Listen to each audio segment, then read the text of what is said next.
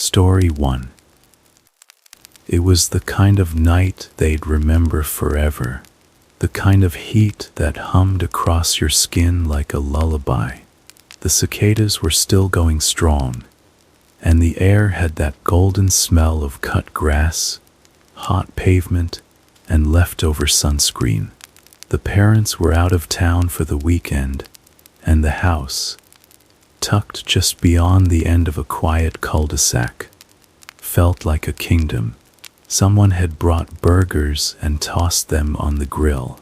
Someone else had raided the fridge for soda and cut up fruit. There were speakers set up by the edge of the pool, dripping lazy pop songs that echoed gently off the fence. Everything shimmered in that pink-blue summer glow that settles just after the sun has gone down but before the dark gets heavy. The pool itself flickered under soft underwater lights.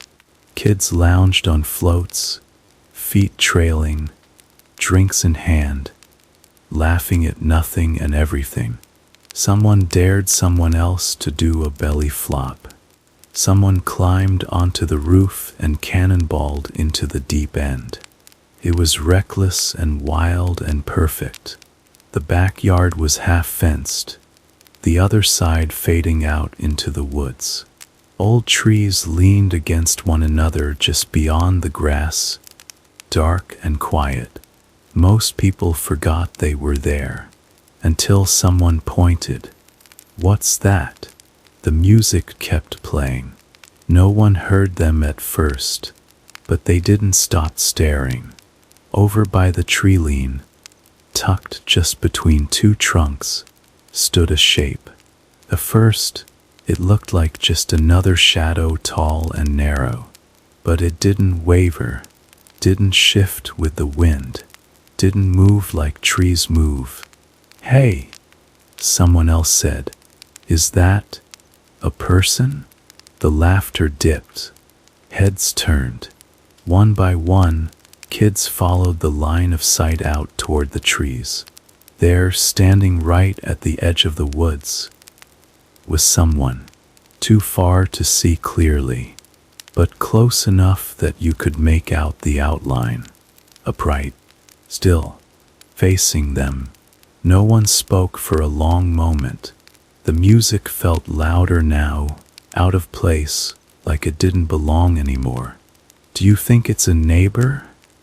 someone whispered.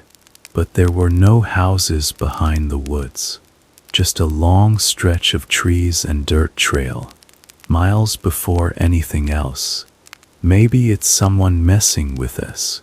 But even that didn't feel right, because the figure wasn't doing anything, wasn't moving, wasn't approaching, just watching. Someone reached for the flashlight kept by the shed and aimed it toward the woods. The beam stretched out across the lawn, up to the trees, catching little dots of reflected moisture on the grass. But the light never quite hit the figure. It seemed like it should have, but somehow the shape stayed in shadow. Even the light didn't want to touch it. A few more minutes passed. Quiet talk, uneasy jokes, but nobody could keep the party going. Eventually, one of them, Tommy, maybe, cupped his hands around his mouth and called out, "Hey, you all right?" The figure didn't move. Tommy glanced at the others, shrugged, called again, louder, "You need help or something?" No answer, not even a flinch. Someone laughed nervously. "Maybe it's a scarecrow, or a statue," someone else added, hopeful. But they all knew better. It hadn't been there earlier, and it was facing them, not just standing, but watching.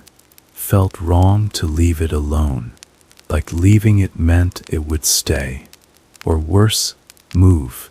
So Tommy handed off his drink, stepped over the fence gate, and started toward the trees. Two others followed, nervous grins, bravado masking unease.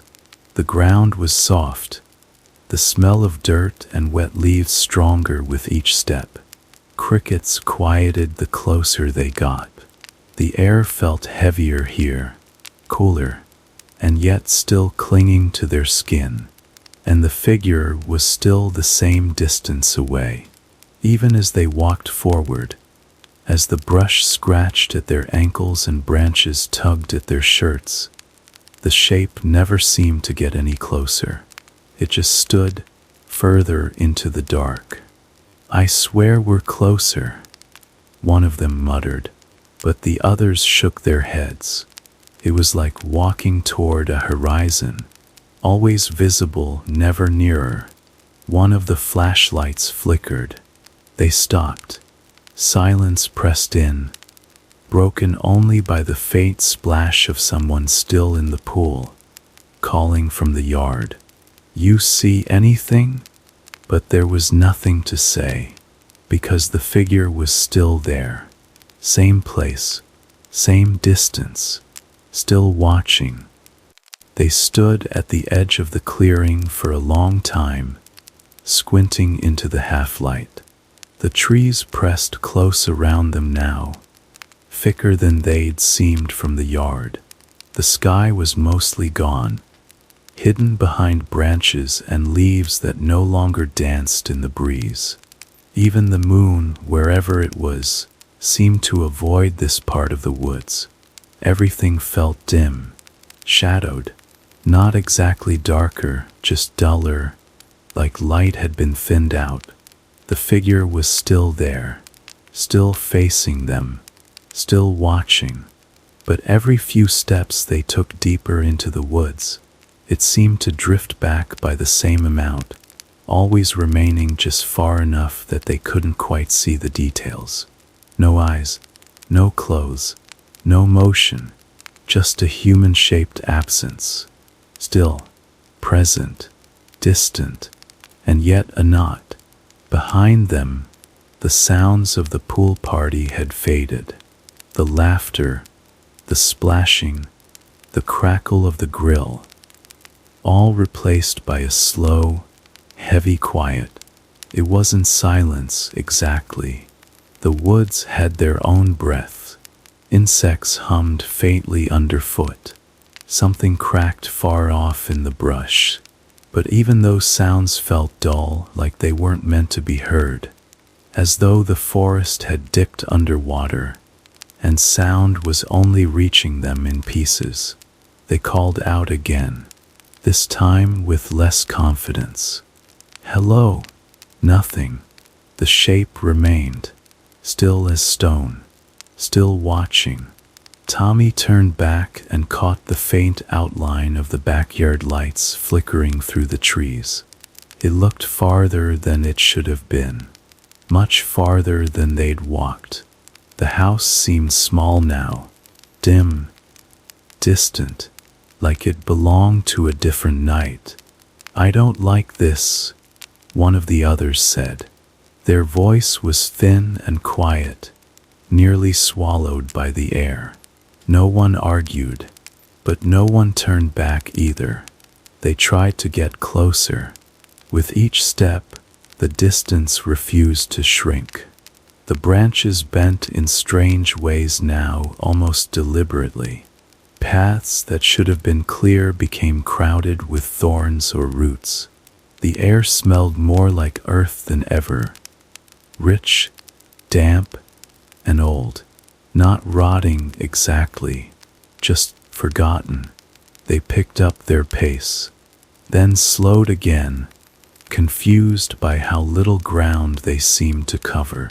It was like walking inside a dream, where direction didn't quite work, and time stretched too long in all the wrong places. The shape was still there. One of them raised their phone, tried to snap a picture. The screen refused to focus. The figure showed up, blurry and skewed, and then gone. The photo came out empty, just trees, just dark. When they looked up again, the figure had shifted slightly, not closer, not further, just a few inches to the side, as if it had adjusted its view. Someone whispered, "Did it move?" They all nodded, but no one said anything else. The air had changed. There was no wind, but the trees swayed anyway, gently, as if breathing around them. The forest felt closer now, like it had curled inward. What had been open a few minutes ago now felt tight, like the walls of the woods were folding in. Then came the smell. It was faint, metallic, not sharp, but strange enough to notice, like rust or something long buried. One of the boys covered his mouth. The others hesitated, but the shape, still at the edge of their vision, stood unmoved. Someone whispered again, though this time it was less a word and more a breath, a question left hanging. No one had answers.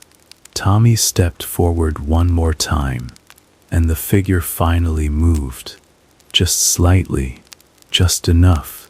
His head tilted, not fast, not aggressive, but enough to make every hair on their arms rise. They froze. None of them spoke.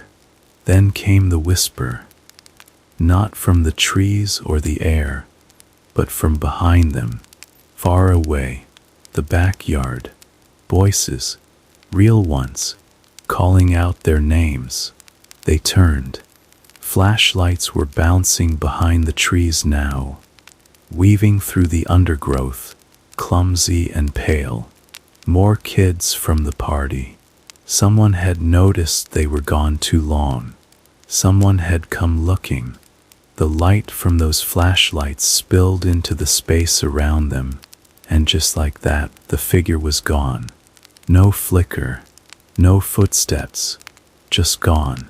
They ran, not wildly, not screaming, just fast, quiet, without speaking, as if speaking would break something. Branches tugged at their arms, leaves caught in their hair, but the air grew warmer as they moved, the dirt less soft, the smells cleaner. And then, light. They broke through the brush and stumbled into the yard, lungs tight, legs shaking. The pool glowed again. The music had returned. A few kids sat on the patio eating soggy chips, unaware of anything having changed. The forest behind them looked calm, empty, the same as always, but none of the boys spoke about what they'd seen. Not that night, not for weeks. It wasn't fear exactly, more like reverence, like something had looked at them, and it would be unwise to look back. Later, when Tommy's parents returned and asked how the weekend went, he only said it was good, quiet, nothing weird, just summer stuff.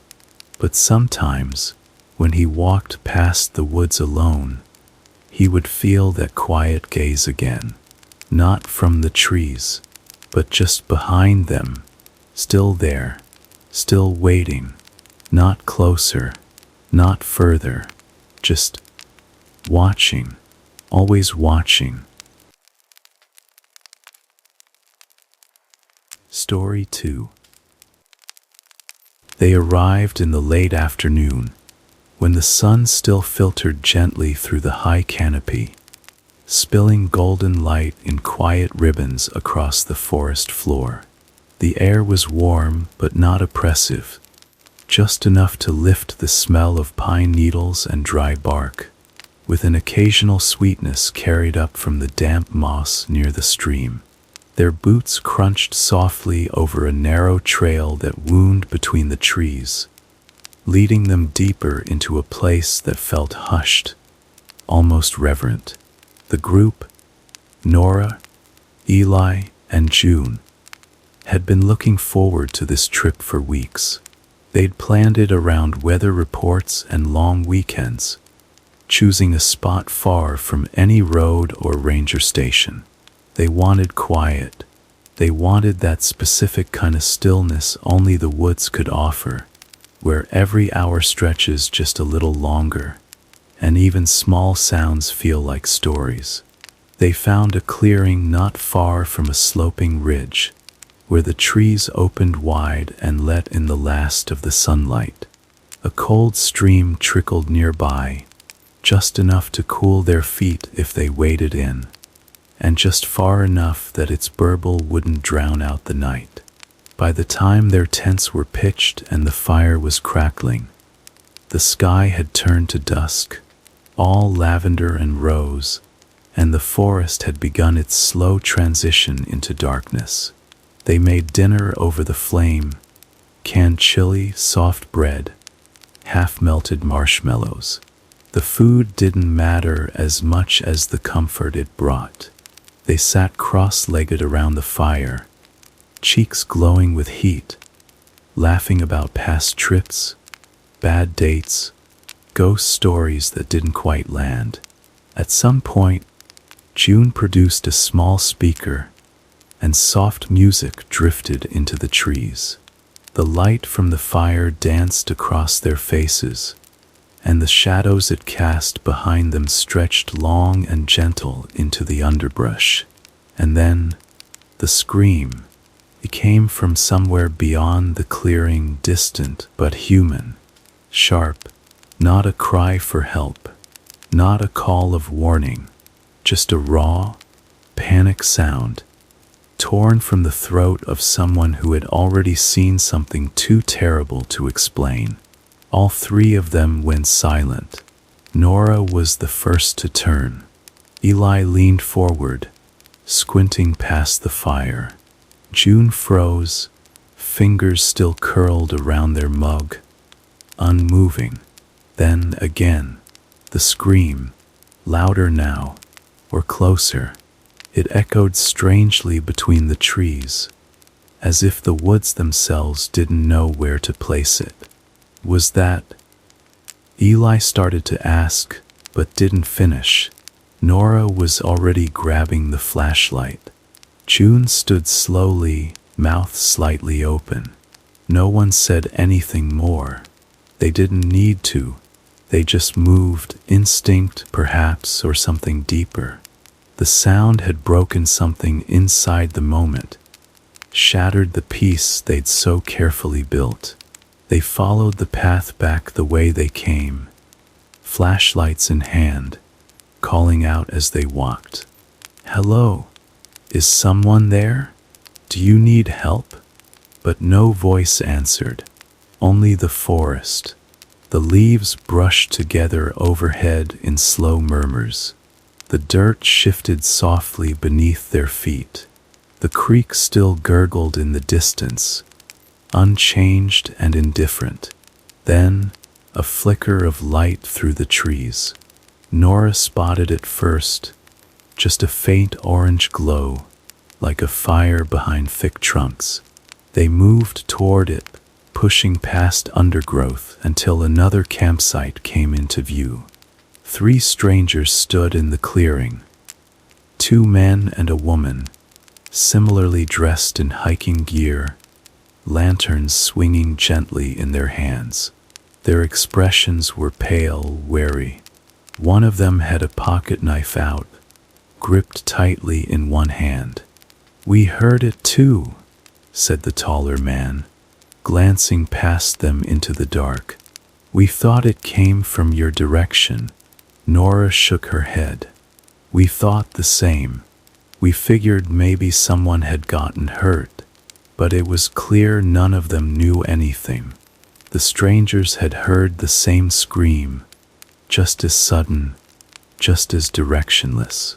They'd also left their fire behind, also walked into the woods looking for a voice they could never quite place. For a moment, the 6 of them stood there, joined only by shared confusion and the faint rustling of leaves. No one knew whether to laugh or to worry. The woman from the other camp, a quiet figure with tired eyes, was the first to suggest turning back. "If someone needs help, they aren't calling anymore," she said. And she was right. The woods had gone still again, almost unnaturally so. Even the birds had gone quiet. They searched a little longer, walking in wider circles, voices softer now. But nothing changed. No more screams, no footprints, no signs of anyone passing through. Eventually, they wished each other well, promised to report anything if something else happened, and returned to their separate clearings. Back at their own camp, the fire had grown small, nearly out. The embers glowed low under a blanket of ash, and the coals pulsed faintly like the dying heartbeat of the night. They added no more wood. No one spoke much as they climbed into their tents. The sleeping bags felt tighter than usual. The fabric of the tents, thinner. Hours passed. Outside, the forest did not sleep. It shifted slowly in the dark, breathing through the branches and rattling the smallest leaves. Somewhere far away, a twig snapped. A moth flickered against the tent mesh. Then another. Then silence, until a rustling, very close now. Then something heavier, the unmistakable sound of movement just outside the tent. A shadow crossed the thin nylon wall, cast by what looked like firelight. A soft flickering glow, bending around the silhouette of someone, standing just feet away. The figure was holding something, long, curved, a blade. They didn't speak, didn't breathe, just stood, half visible, while the fire beyond them guttered and dimmed. Inside the tent, none of them moved, not for minutes, not for hours. The warmth drained from their skin. They didn't even whisper. They only waited, eyes wide in the dark, hearts beating too loud to hear anything else. And then, nothing. No more steps, no more light, just quiet. Long, endless quiet. They stayed that way until the faintest thread of dawn began to weave its way through the trees. When the birds returned, when the light softened, when they finally dared to unzip the flap and step outside. The zipper rasped against the canvas with a sound far too loud for that hour, slicing through the hush of early morning. Nora was the first to step out, her boots crunching over needles and dirt. The sun had just begun to rise, casting a faint amber light across the tops of the trees, long beams cutting through the mist that clung low to the forest floor. It should have felt comforting. Instead, it felt like being watched from somewhere just out of reach. Eli followed, then June.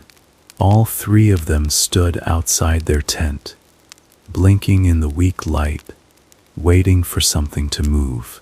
But nothing did. Their fire was gone. Not just dead, gone. No ash, no ring of stones. Just bare dirt, cold and smooth as if it had never been lit at all. The clearing around them felt unfamiliar. Not completely different, just wrong in small ways. The logs they'd sat on were no longer in the same place. One was gone entirely. The folding chairs were overturned, scattered halfway toward the edge of the trees, and all their gear had vanished. No packs, no food, no mugs, not even a jacket left behind. The cooler, the water jug, the little speaker, all gone without a trace. The tent, and whatever was inside it, was the only thing untouched. They didn't speak at first. There was too much to take in. Then June stepped forward and looked toward the trees. The first glance, nothing stood out. Then they saw it. The trunks, all of them, dozens of trees around the clearing had been marked. Deep, ragged gashes ran up and down the bark, as if someone had taken a blade to them again and again. Not neat, not clean, slashes at odd angles, some low, near the roots, others shoulder high. The bark had been peeled back in strips, revealing pale, fibrous flesh beneath. It looked wet, raw. Nora moved to one of the trees and placed her hand over a wound. The surface was cool, slightly sticky, like it had been carved only hours ago. They stood in silence, turning slowly to take in the full extent of the damage. There were more marks than they'd first noticed. Dozens, maybe hundreds. Some trees were stripped entirely, as if they'd been flayed down to the heartwood. June whispered, "Why?" No one answered. The woods were quiet again, but not in a restful way. It was the kind of quiet that waits, a silence that leans in, just behind your shoulder, breathing so softly you can't tell whether it's real. Nora turned toward the trail. "We should go," she said, not quite a whisper, but close. Now, they didn't argue. Packing was easy, there was nothing to pack. Just their tent and what little had been inside it. They left the clearing without looking back, the trail suddenly darker than it had seemed the day before. The trees, once tall and noble, now loomed. The forest floor felt different beneath their boots, softer perhaps, or just less willing to hold their weight. As they moved, none of them spoke. They kept their heads down. The air was cooler than it should have been for morning. Even the birdsong, though present, seemed cautious, muted, the kind of half-hearted music that animals make when they don't trust the sun to stay up. About an hour into the hike, they passed a familiar bend, where the stream curled along the rocks and dipped beneath a narrow wooden footbridge. Just beyond it, a second clearing. The other campsite, empty, no tents, no coals, no signs of life, just a patch of flattened grass where people had once sat. Around the perimeter, more trees, marked the same way, slashed, peeled, gutted. They didn't stop to investigate. They just moved past, faster now, their steps a little louder, less careful. None of them wanted to ask the question that hung between them. Had the scream come from here, from the strangers they'd spoken with?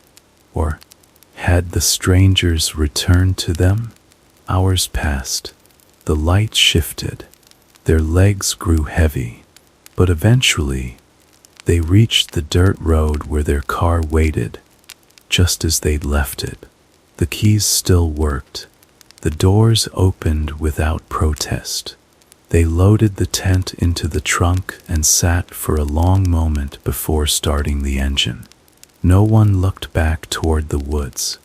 The trees arched gently in the rearview mirror, still and tall, as though they'd never seen people at all. It wasn't until they were nearly 20 minutes down the road, when the forest had thinned into low grass and power lines, when they heard it.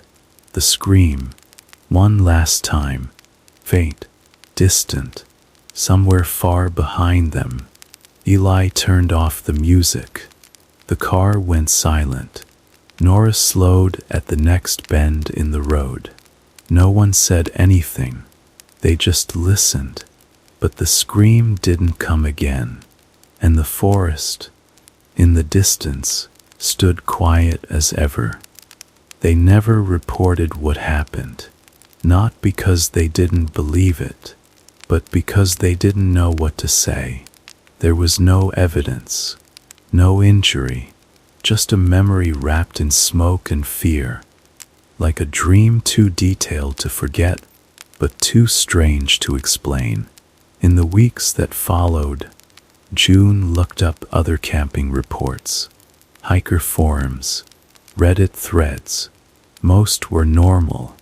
A few mentioned strange sounds. Some talked about trees being scarred in patterns they couldn't explain. But no answers, no patterns, just fragments. Sometimes, in moments between sleep and waking, Nora would hear the rustling again, that soft shuffle of something walking in the dark.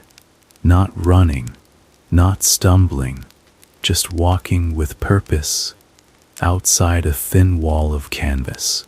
And in the memory of that night, she never saw a face, only a shape, only a blade, only the firelight behind it, flickering too long, long after it should have gone out.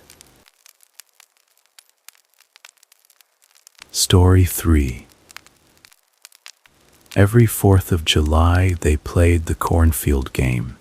The same group of cousins, friends, and tag-alongs who came back to the farm every summer. Faces a little older each year, voices deeper, legs longer, but the same laughter, the same teasing, the same bare feet running through dirt as dusk settled over the wide fields. This started when they were kids, too young for fireworks, too restless for adult conversation. The cornfield, tall and green by July, became their playground. The game was always hide and seek with flashlights. One seeker, everyone else scattered between the stalks, giggling and stumbling, kicking up dry dust and startling barn cats on their way. This year, the air was warm and humming. Thunderstorms had passed earlier in the week, leaving everything sweet and damp. The sky was still pink when they lit the citronella candles and passed out bug spray. You could hear the distant pop of fireworks from town, miles away, but no one paid much attention. They had sparklers, a cooler full of soda, and a cornfield that stretched forever. 16 of them played that night. June was chosen as seeker. They stood by the old rusted gas drum with their eyes covered and counted slow while the rest scattered into the rows. Boots thudded on dirt. Flashlights flicked on and off, little beams darting between the leaves, quick as fireflies. Someone yelped after stepping into a puddle. Laughter disappeared into the green. By the time June finished counting, the field was quiet again. Nothing but the wind rattling through the corn. They started walking. Cornfields at night played tricks on you. The stalks were tall, higher than your head, and they all looked the same. When the wind shifted, the whole world moved with it, like the field was breathing. Your flashlight picked out only pieces, kernels, leaves, the curve of a boot print, but never enough to feel oriented. June called out, "I'm coming for you." No answer. That was normal. No one ever answered. That was the point. They turned left at the gap in the row where someone had clearly passed through. Maybe Danny or Rob. June followed the trail, ducking slightly, sweeping the flashlight low across the dirt. The sound of leaves brushing their shoulders was soft and steady, like pages turning in the dark. Then a whisper, not close, but near enough to catch. "Over here." June stopped. They knew better, knew it was probably someone trying to mess with them. It was tradition to mess with the seeker. Led them in circles, whisper from behind, flick lights on and off just out of reach. Still, the voice had sounded strange, too low, almost strained. June turned toward the sound, raised their light. Nothing, just rows of corn. All right, they muttered. You want to play creepy? Fine. They kept walking, veering deeper into the field. The air grew thicker. Fireworks popped louder now, closer to the property line. But they didn't light up the sky here. Just sound, bouncing through the stalks like muffled drums. Another whisper from ahead, then a flicker of light, brief and fast, like a flashlight being turned on, then off again. June called out, "Got you." They picked up pace. Leaves scraped against their arms. The stalks felt thicker now, rougher against the skin. The dirt was uneven. Something snagged their foot. An exposed root maybe, but they didn't fall. Just stumbled, caught their balance, and kept going. More light ahead. The steady beam this time. June smiled. Someone was slipping up. They ducked beneath a low branch of dried husks and stepped into the next row. Then stopped. The light was right there, but the person holding it wasn't anyone June recognized. Just a shape, not tall, not short, dressed in something dark.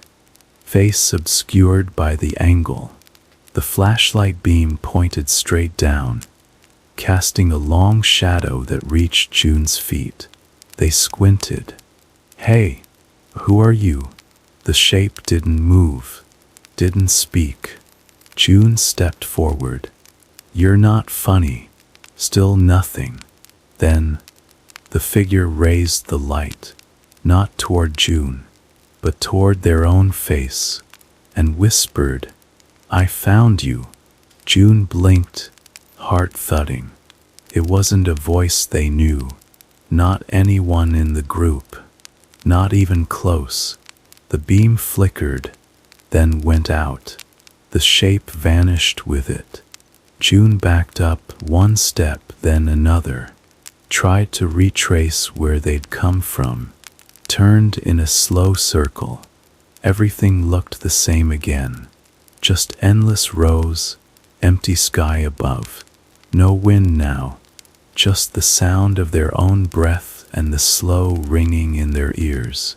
Behind them, a whisper again. Faint. "You're it." They didn't answer, didn't turn. They just started walking, fast, then running. June didn't remember how long they ran. The rows blurred past. Too fast to count, too fast to think. Their flashlight bounced wildly, barely lighting the dirt in front of them. Every so often they heard something behind them, or maybe beside them, a second pair of steps, or maybe just the wind, pretending again. They crashed through a row and came into the edge of the clearing. Voices, laughter. The others were already there. Danny was sitting on a lawn chair, holding a can of soda. Rob was at the cooler. Maya was lighting a sparkler. Everyone looked calm, a little sweaty from the dame, a little flushed from running, but calm. June stopped short, hands on their knees trying to catch their breath. "You good?" Rob asked, laughing. "You looked like you saw a ghost." June didn't laugh. There was someone else out there. In the corn, a few heads turned. Sparklers fizzed gently in the dusk. The fire crackled, now fully built up, casting flickering light across the grass. Danny raised an eyebrow. "What do you mean, someone else?" June looked around, counted quickly. 12, 13. "Wait," they said quietly. "How many of us were playing?" Someone shrugged. 16, I think. "Are you sure?" "I don't know, June. We don't exactly take roll call." June sat down on the grass, not caring how damp it felt. I saw someone holding a flashlight, whispering, but I didn't recognize them. And when I asked who they were, they didn't answer.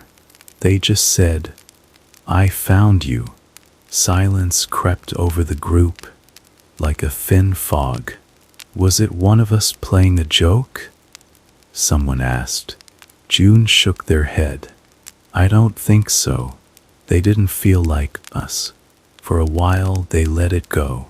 No one really wanted to ruin the night. The fire was warm. The drinks were cold. Fireworks from town now lit up the sky in little bursts, just above the tree line. Someone put on music from their phone. A few people pulled out lawn blankets. But June kept glancing at the edge of the cornfield. And they weren't the only one. As the night grew deeper and the fire burned lower, unease spread, slowly, quietly, like a cold draft under a closed door. At some point, one of the kids, Ella, maybe, wandered too far from the firelight, claiming she was going to get her phone charger from her car. She didn't come back right away. June stood. "I'll go check." They found her at the edge of the cornfield, standing stiff, flashlight off, just staring into the rows. "Ella," she turned slowly. "I saw someone in there," she whispered, "just standing." Their light kept blinking, not like a dead battery, like they were trying to say something. June nodded, didn't ask questions. They both went back together. They didn't mention it to the others. The party wound down in the way all summer nights eventually do. Laughter thinning, yawns starting, people trailing off to tents and sleeping bags laid across the lawn. Someone threw the last logs on the fire and watched it crackle into embers. June stayed up longer than the rest, just watching the field. The fire popped, then hissed, then silence. Not the kind of silence that comes when everyone's asleep, but something deeper, heavier, the kind that feels like it's pressing against your ears. That's when they saw it again, a faint beam, flickering, just past the first few rows, like someone was walking, but not quite moving forward, just shifting in place. June stepped toward it slowly. "Hello?"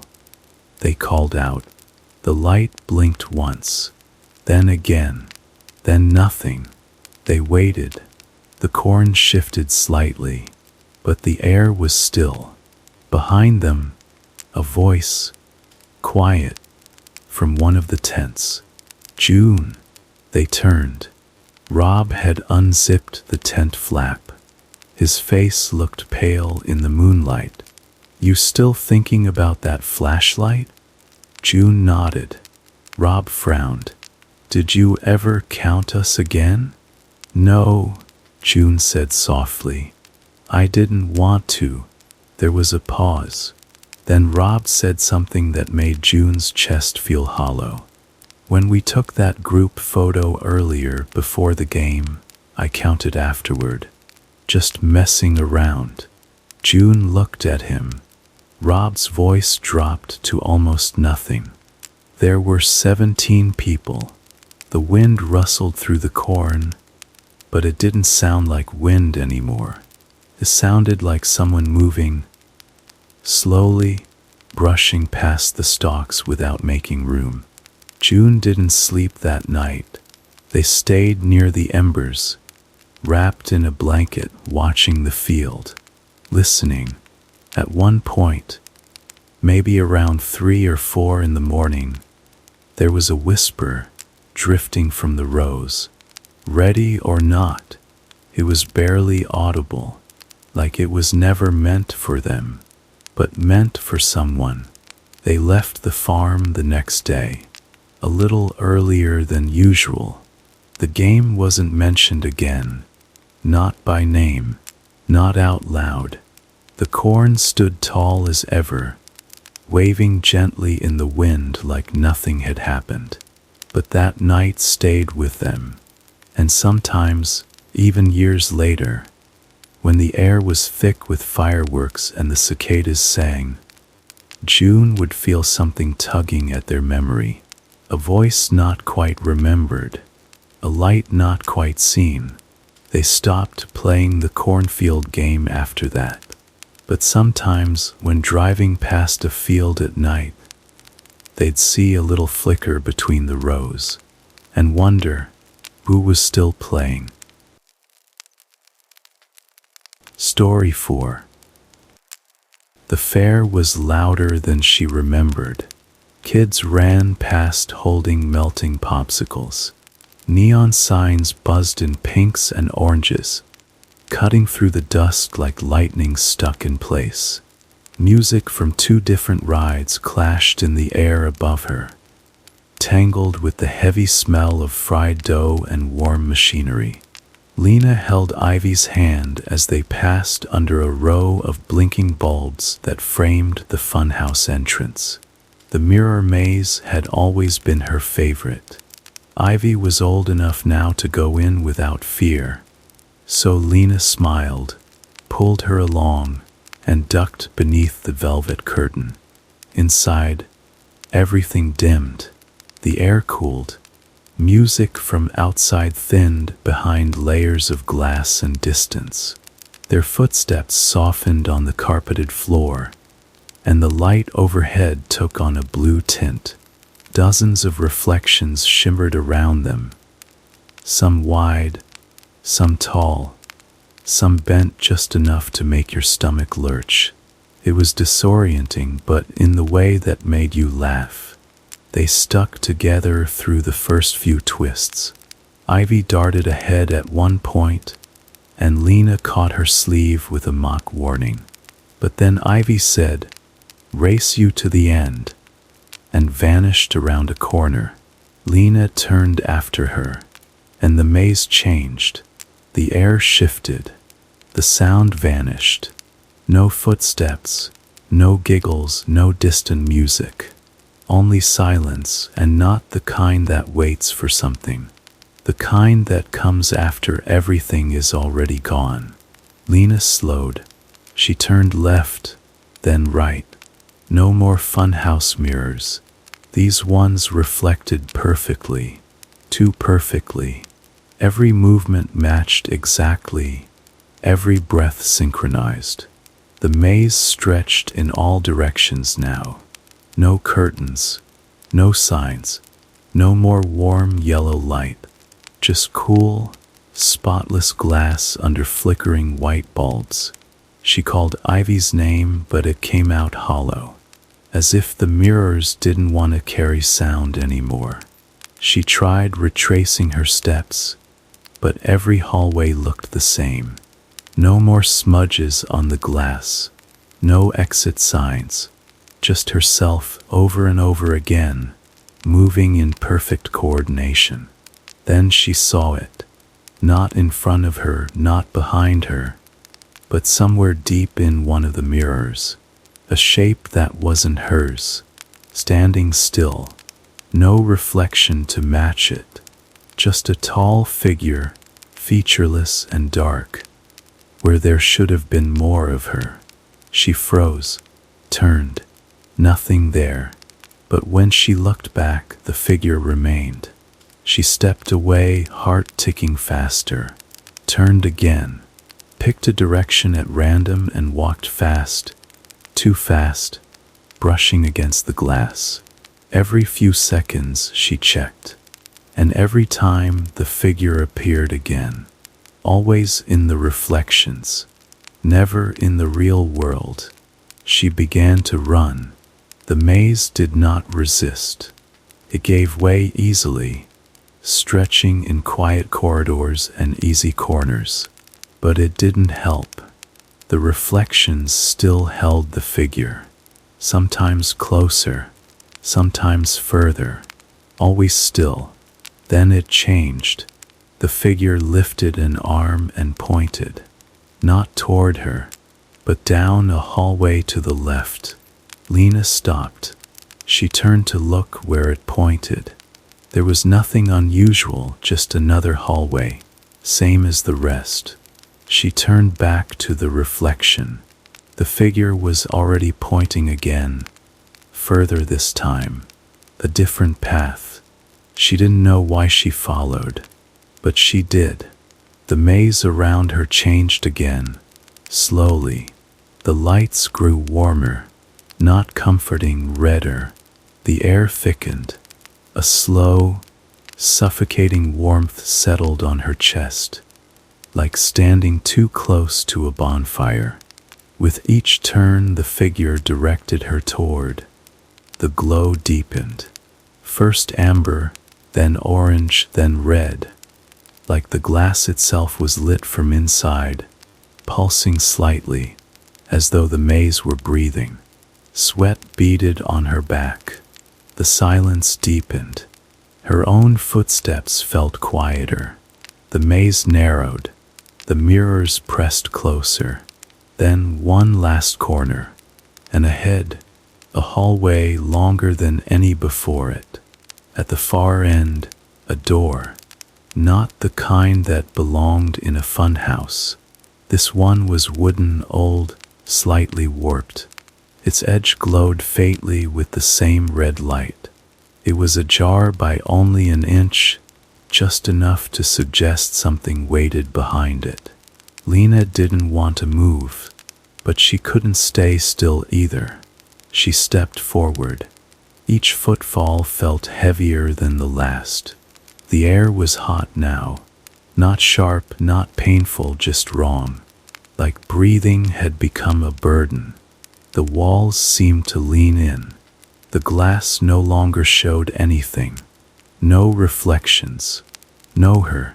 No figure. Just red. As she reached the door, she paused. The space behind it was pure black. No walls, no floor. Just absence. And then, from the shadows, a hand. Slender. Dark. The same hand she had seen in the mirrors. It reached outward, not grasping, not threatening, only beckoning. A single curl of its fingers, slow and silent, calling her in. The door stood before her, impossibly still. The light behind it, if there was light at all, seemed to flicker without a source, as if the space beyond breathed with some slow, dry rhythm. And the hand, it remained where it had emerged, reaching into the hallway, not aggressively but with quiet insistence. It didn't tremble. It didn't waver. It simply beckoned. Lena stood motionless, every part of her urging in different directions. She didn't want to step closer. And yet the air behind her was thick and pulsing. The red glow seemed to push her forward with gentle pressure. It wasn't a scream or a warning. It was a quiet nudge, a suggestion. She raised one foot, then placed it down. Another step. The heat intensified. It wasn't sharp, but it wrapped around her arms and neck like steam in a locked room. Her fingers tingled. Her throat dried. The mirrors had fallen away completely now. There were no more walls of glass. No sound of footsteps. No ceiling above. Just the hallway, the door, and the reaching hand. As she came within arm's length of the door, the hand withdrew ever so slightly, as if it sensed her approach. Not retreating but preparing. It moved with eerie smoothness, graceful in a way that felt too slow to be natural. She stopped. There was nothing between her and the door now. No barrier, no reason left to wait. And yet, something deep within her chest, a sensation, not quite a thought, began to ring with the quiet panic of being watched too closely by something that didn't know how to blink. Her skin prickled. Her legs wouldn't move. She wasn't frozen with fear. She was frozen with certainty. If she stepped through that door, something would change. Permanently. Her hand lifted slowly, almost of its own accord. And just as her fingertips brushed the edge of the warped wood, fingers grabbed her shoulder from behind. Firm, real, familiar. She was yanked backward with force she couldn't resist. And before she had a chance to scream, the hallway, the heat, the color, the door, everything shattered. Sound rushed back all at once. Laughter, footsteps, the chirp of a carnival game bell. Light hit her eyes in soft waves of purple and gold. The floor beneath her feet was carpet again. Cool, steady. Her ears rang for a moment with the absence of silence. She was standing inside the mirror maze. The real one, or what felt like the real one. Bright bulbs flickered overhead. Mirrors stood at odd angles, stretching and squeezing reflections into playful shapes. And Ivy, small, slightly sweaty from running, her hand still on Lena's shoulder, was staring up at her with wide, scared eyes. "Lena," she whispered, "where did you go?" Lena blinked. The mirrors reflected her again now. Just her, bent and cartoonish but real. I don't know," she said softly. "You weren't there," Ivy continued. "I was just one row ahead. But when I turned around, you were gone. Like the whole hallway behind me had disappeared." Lena didn't respond right away. She looked into the nearest mirror. Her reflection was normal. Her hair was out of place, her face pale. But it was her. No figure, no heat, no door. Ivy squeezed her hand. "Let's finish," she said. "We're almost out." They walked the last turns together. The maze didn't resist this time. It guided them gently back into the evening light. The fair was still buzzing. People passed them without a second glance. As they stepped onto the pavement, the music returned fully. Thin pot songs from the Ferris wheel speakers, laughter from the bumper cars, the deep rumble of a ride swinging through the sky. It was all just as they'd left it. But Lena didn't feel the same. That night, after they'd returned home, she lay awake in bed and tried to tell herself it had been stress, or disorientation, or maybe some optical trick caused by the mirrors. She thought about the silence, the heat, the door, and the hand. But what unsettled her more than anything else was the feeling she couldn't shake. That the figure in the mirrors hadn't meant to harm her. That whatever it was, it had seen her lost and wanted to show her the way. It had pointed, not dragged. It had offered. And the door wasn't a trap. It was an invitation she had nearly accepted. And part of her still wondered, what would have happened if Ivy hadn't found her first? What was behind that door? And more than that, why had it been open?